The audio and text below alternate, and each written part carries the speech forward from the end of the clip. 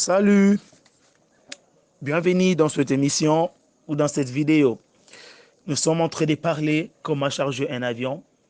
Il y a des personnes qui ont fait l'aviation, il y a d'autres qui ne font pas l'aviation, mais ils sont quand même curieux de comprendre comment un appareil comme l'avion, un gros appareil comme l'avion, peut voler dans les airs sans pourtant avoir des problèmes, sans pourtant être attiré par la force pesanteur. Et c'est pourquoi ces moments est préféré pour vous, afin de pouvoir comprendre comment on charge un avion. Un avion ne peut pas être chargé plutôt comme une voiture, comme ta voiture de business, comme ta Jeep, comme je ne sais pas quoi moi. Mais l'avion a des structures, l'avion a des limitations, l'avion a de lois qu'on est censé à respecter pendant que nous sommes en train de le charger. Alors, nous allons parler de 3 points très importants en ce moment pour t'aider à comprendre comment charger un avion. Premièrement, nous allons parler sur les limitations structurales, qui sera notre premier point. Et notre second point, ça sera le terme de carburant utilisé pendant que tu charges un avion. Tu dois comprendre, tu dois connaître quels sont les carburants que je dois mettre à bord.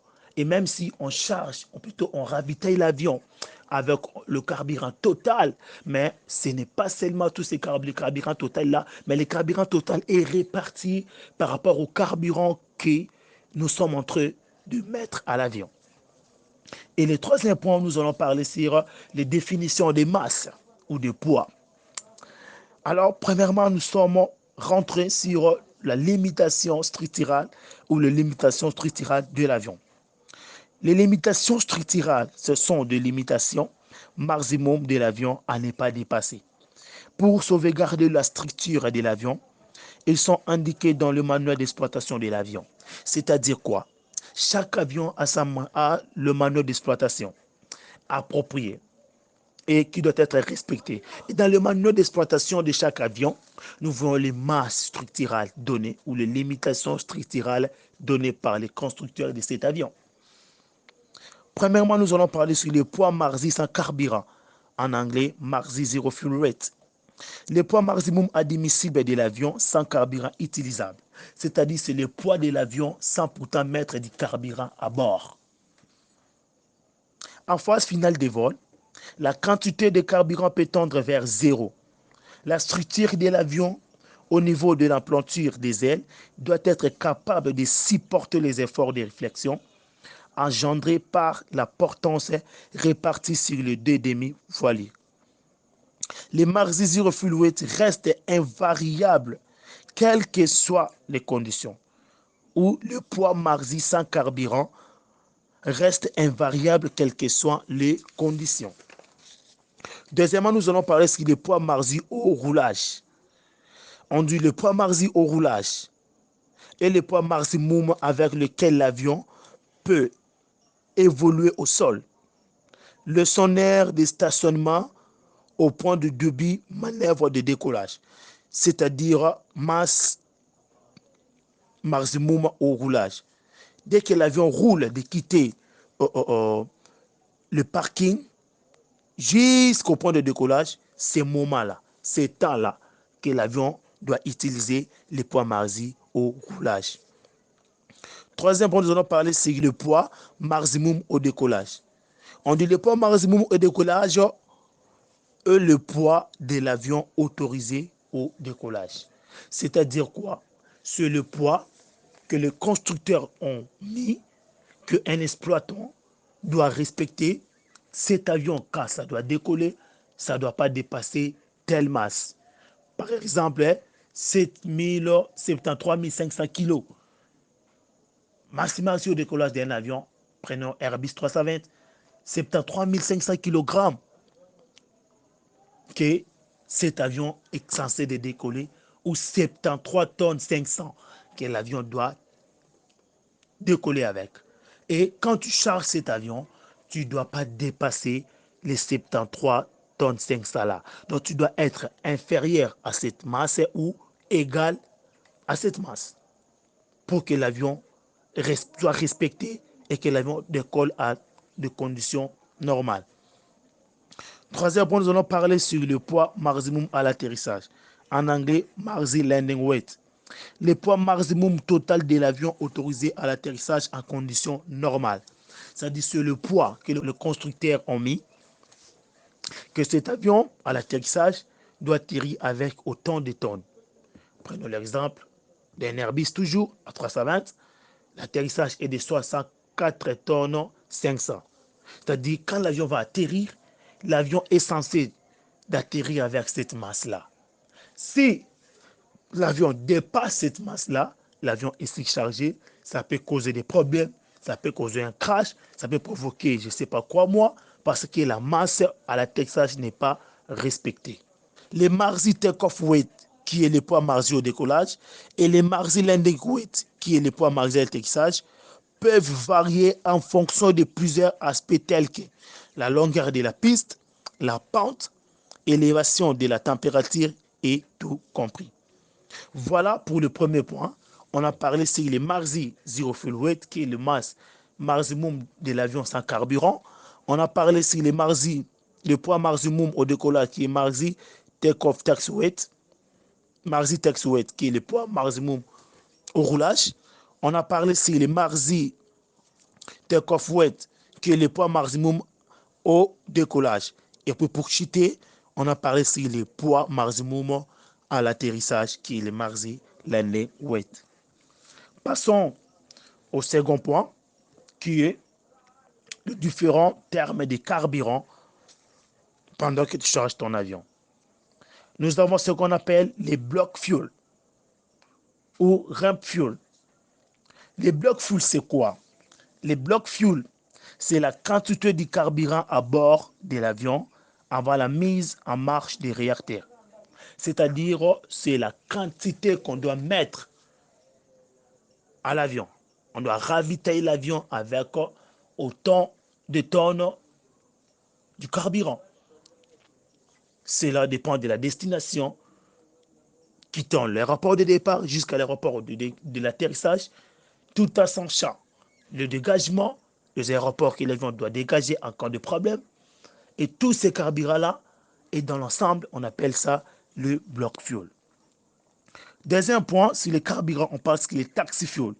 C'est la quantité de carburant brûlé pour la mise en marche des réacteurs et au roulage au sol. C'est-à-dire, dès que les moteurs sont en marche pour quitter le parking où l'avion est stationné, jusqu'à ce que l'avion va décoller, pendant ce temps-là, on appelle ça les taxis. Et ces taxis-là, l'avion doit consommer une quantité de carburant.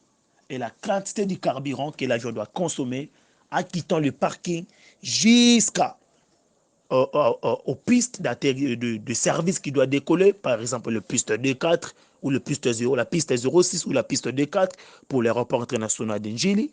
Et là, l'avion doit consommer ce carburant qu'on appelle les taxi fuel. C'est-à-dire l'avion doit faire les taxis en quittant le parking jusqu'à la piste de service que l'avion va décoller.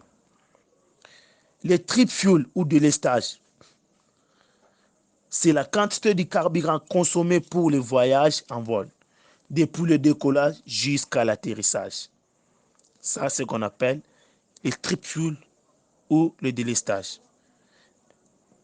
On parle maintenant de burn of fuel, la quantité du carburant consommé depuis la mise en marche du réacteur jusqu'à l'atterrissage est égal à trip fuel plus taxi fuel. On a encore un terme qu'on utilise, remaining fuel. Remaining fuel, c'est quoi? C'est le carburant restant dans le réservoir après les vols. C'est-à-dire quand l'avion décolle avec la quantité de carburant mis à bord, dès que l'avion atterrit, il y a une quantité de carburant reste à l'intérieur du réservoir de l'avion. Et la quantité de carburant restant, c'est ce qu'on appelle le remaining fuel. Il est composé en des réserves minimum demandées, 2. Les carburants de diversion et 3. Le holding fuel. Ce sont les trois éléments qui forment le remaining fuel, qui est le carburant restant après les vols. On parle encore de alternate fuel, carburant calculé pour être consommé du terrain de destination au dégagement. Alternate fuel. Donc, dans l'ensemble là, on a ça aussi, alternate fuel, c'est-à-dire l'avion doit décoller du point A vers le point B. Alors, en route, on doit mettre des aéroports que l'avion doit dégager. S'il a un problème en route, sans pourtant arriver à l'aéroport de destination, il doit chercher un aéroport qui doit atterrir plus proche pour raison technique qui est liée au vol. Et c'est pourquoi on met ces carburants à l'intérieur. Après, nous avons holding, carburant prévu pour pallier à certaines circonstances opérationnelles. Par exemple, l'avion arrive pour atterrir et pendant que l'avion arrive pour atterrir, les contrôleurs disent que non, et l'avion ne peut pas atterrir parce qu'il y a d'autres avions qui décollent, ou bien tu es le numéro 3 à l'atterrissage parce qu'il y a des avions avant toi et tu dois entrer en attente obligatoirement. Tu dois entrer en holding et tu dois entendre que les deux avions qui sont avant toi poussent atterrir et toi tu viens atterrir les troisièmes. Et pendant ce temps-là, tu es en l'air, tu n'es pas au sol. L'avion est en train de tourner en attente jusqu'à ce que les deux avions qui sont devant lui vont atterrir et puis lui va atterrir. Et on doit mettre aussi une quantité de carburant pour les holdings selon chaque type d'avion. Alors, tous ces carburants que nous venons de citer, les taxi fuel, les take-off fuel, les trip fuel, les burn-off fuel, les remaining fuel, alternate fuel, holding fuel, et sont dans le bloc fuel.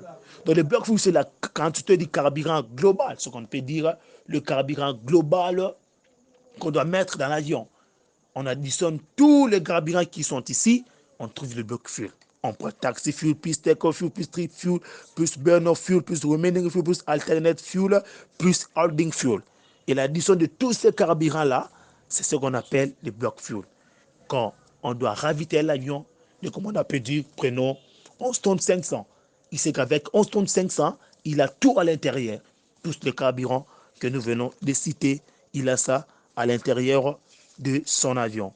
Et dès qu'il va commencer à décoller, il n'y aura pas de problème parce qu'il a déjà prévu une quantité de carburant disponible pour son vol. Et citons pour le troisième point, qui est le poids opérationnel ou définition de poids. L'avion tel qu'il est, il a plusieurs poids qui constituent un avion. Premièrement, nous allons parler ici des basic empty weight ou poids à vide de l'avion. C'est-à-dire, le poids à vide de l'avion, c'est un poids que dès que l'avion est fabriqué par les constructeurs à l'usine, l'avion pèse d'ailleurs de lui-même, pèse d'ailleurs de lui-même, sans pourtant mettre des chaises, sans pourtant mettre de gilets de sauvetage, sans pourtant mettre des équipements de secours, sans pourtant mettre tout comme chaise à l'intérieur. Donc l'avion a déjà un poids, a déjà une masse. Et ce poids-là, on appelle basic empty weight en anglais et en français, poids à vide. C'est le poids total de l'avion composé de la structure de l'avion. Des instruments de bord, des quantités d'huile normale, des fuels inutilisables et des fluides hydrauliques. Là, c'est ce qu'on appelle le basic empty weight ou poids à vide de l'avion. Deuxième poids de l'avion, nous avons le basic weight, qui veut dire poids à vide de l'avion. Basic weight. Là maintenant, le basic weight est différent des basic empty weight. Le basic empty weight, c'est le poids à vide de l'avion, sans les chaises, sans les équipements de bord, et sans tout. Donc l'avion est vide. On a fini de construire l'avion sans pourtant mettre des chaises, sans pourtant mettre des jeux de sauvetage, sans pourtant mettre de frigos, sans pourtant mettre des toilettes, sans pourtant mettre tout ça. Et l'avion est à vide. Maintenant, lorsqu'on a basic weight, qui est aussi poids à vide de l'avion. Mais le poids à vide de l'avion avec basic weight est différent du poids à vide de l'avion avec basic empty weight. Le poids à vide de l'avion, qui est basic weight, c'est le poids total de l'avion composé du basic empty weight, l'armement commercial, entre parenthèses, siège, panneaux, filets de fixation et tout compris. Le lot de bord permanent, pièces de rechange, des matériels de sécurité de sauvetage permanent. Toboggan, canaux security et tout compris. De chargement vide, entre parenthèses, incluse dans le chargement. Vous voyez, donc pour arriver à basic weight, l'avion commence d'abord par basic armed weight, qui est la masse à vide ou le poids de l'avion à vide. Et les basic weight maintenant comprend les basic armed weight à l'intérieur. Parce que pour avoir les basic weight, tu dois avoir les basic armed weight. Les deux sont de masse à vide de l'avion, mais sont différents. Parce que les basic weight, eux, les masses, y compris les basic armed weight. Dans le basic armed weight, on a l'avion, dès qu'on a construit, il n'y a pas de chaises, il n'y a pas de gilets de sauvetage, il n'y a pas de filet de fixation, il n'y a pas de toboggan, il n'y a rien à l'intérieur. Ce qu'on appelle basic armed weight. Maintenant, le basic weight, c'est maintenant l'avion avec les chaises, avec les toboggans, avec les gilets de sauvetage, avec tout, que maintenant, basic armed weight, plus les chaises, gilets de sauvetage, filet de fixation à l'intérieur. Et c'est ça qui fait le basic weight de l'avion. On a maintenant basic operating weight ou dry operating weight. C'est le poids total de l'avion composé du basic weight du commissariat, matériel de stockage ou de distribution de nourriture, boissons, de l'équipage et des bagages. Maintenant, les dry operating weight, c'est quoi? Ou le basic operating weight. C'est maintenant le basic armed weight plus le basic weight plus le poids des pilotes et copilotes à l'intérieur, plus le poids des hôtesses à l'intérieur, plus le poids des catering. Le catering, c'est-à-dire la nourriture que nous mettons à bord de l'avion. C'est-à-dire le dry operating weight contient le poids des pilotes, le poids des hôtesses, parce qu'on sait que peut-être, prenons l'exemple de Airbus 320, et ça peut voler avec des commandants et 4 hôtesses, ça peut voler avec 3 commandants et 4 hôtesses, ça peut voler avec 4 commandants, 5 hôtesses, ça varie comme ça. Maintenant, à chaque équipage, il y a le dry operating weight. Parce que quand on a deux commandants, 4 PNC, ou PNC, oui, personnel navigateur commercial, et deux personnels navigateurs techniques, qui est les copilotes et les pilotes, on doit prendre leur poids là, on additionne avec les basic weight, y compris le poids de la nourriture à l'intérieur qu'on doit mettre. Passons maintenant à operating weight. Operating weight, c'est quoi? Le poids en opération est la somme du poids des bases corrigées et du carburant au décollage. Operating weight, qui est le poids en opération ou le poids opérationnel, on doit prendre les dry operating weight plus les carburants au décollage. Parce que les carburants au décollage, on doit soustraire les taxis. Les taxis, c'est, j'ai expliqué, quand l'avion est au parking, il doit quitter le parking jusqu'au poste de service. Et c'est temps-là que l'avion va quitter le parking, il est en train de pousser, remonter la piste jusqu'au point où il va tourner le moteur, il met full gas, il faut qu'il décolle. Ce temps-là, cette étape-là, ce qu'on appelle le taxi. Maintenant, sur le take-off fuel, on doit lever les carburants du taxi pour rester avec les carburants au décollage que l'avion va voler avec.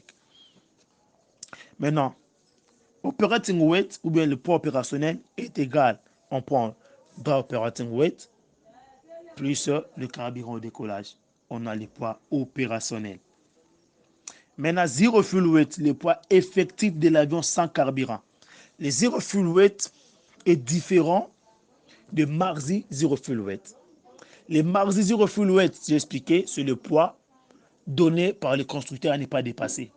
Mais le zero fuel weight, qui est le poids effectif de l'avion sans carburant, c'est-à-dire tu as les passagers, tu as les bagages, tu as les frais, tu as calculé ça, plus les dry operating weight de l'avion, tu as ce qu'on appelle zero fuel weight. Et maintenant, le zero fuel weight que tu auras doit être inférieur au Marzi zero fuel weight qui a été fixé par les constructeurs. Après, on parle de zero fuel weight égale à dry operating weight, puis c'est total traffic load. C'est-à-dire le total traffic load est égal à passager plus bagage plus cargo, ce qu'on appelle TTL, total traffic load, total traffic load. Total traffic load, c'est l'ensemble de toutes ces masses-là. Toutes ces masses-là, poids des passagers, poids des bagages, le poids des cargos, c'est ça qu'on appelle le poids opérationnel que tu as pour cet avion-là sans carburant. Maintenant, le take-off weight, c'est le carburant au décollage, qui est égal zero fuel weight plus take-off fuel. Le take-off weight, c'est le poids au décollage que l'avion va décoller. Doit être inférieur au maxi take-off weight donné par le constructeur. Le constructeur, il donne les maxi take-off weight 73 500 kg ou 73 tonnes 500. Et quand toi, tu vas trouver le take-off weight, tu dois être soit égal à 73 tonnes 500 ou soit inférieur à 73 tonnes 500. Si tu dépasses les 73 tonnes 500 donnés par les constructeurs, l'avion est en state charge au décollage. Ce qu'on appelle overload, et l'avion a eu beaucoup de poids au décollage qui dépasse la limitation donnée par le constructeur. Maintenant, le poids de l'avion à l'atterrissage qui s'appelle landing weight, c'est maintenant le poids au décollage moins les carburants du délestage, qui est le trip fuel, pour trouver le poids à l'atterrissage que l'avion doit atterrir avec. Tu dois prendre le take-off weight, tu enlèves le trip fuel qui doit être donné par les commandants selon chaque destination. Et puis nous allons parler de la charge offerte. La charge offerte ou all weight traffic load, c'est la disponibilité que l'avion offert au transport, c'est-à-dire la capacité du poids disponible que toi tu dois avoir pour charger l'avion. Le poids total des passagers, bagages et fret doit être supérieur, inférieur ou égal à la charge offerte. Donc la charge offerte, c'est la actual take-off weight moins operating weight. Tu as les total traffic load. Voilà les 3 points importants pour quelqu'un qui veut charger un avion, doit d'abord connaître. Et d'autres choses qui restent, nous allons en parler à nos prochaines vidéos. Et maintenant, nous allons attaquer la load sheet. Combien de parties se trouvent dans la load sheet? Comment s'appelle chaque partie? Quel est l'erreur de chaque partie? Et c'est par là que vous allez comprendre comment charger un avion. Pour aujourd'hui, nous nous arrêtons là. Merci beaucoup.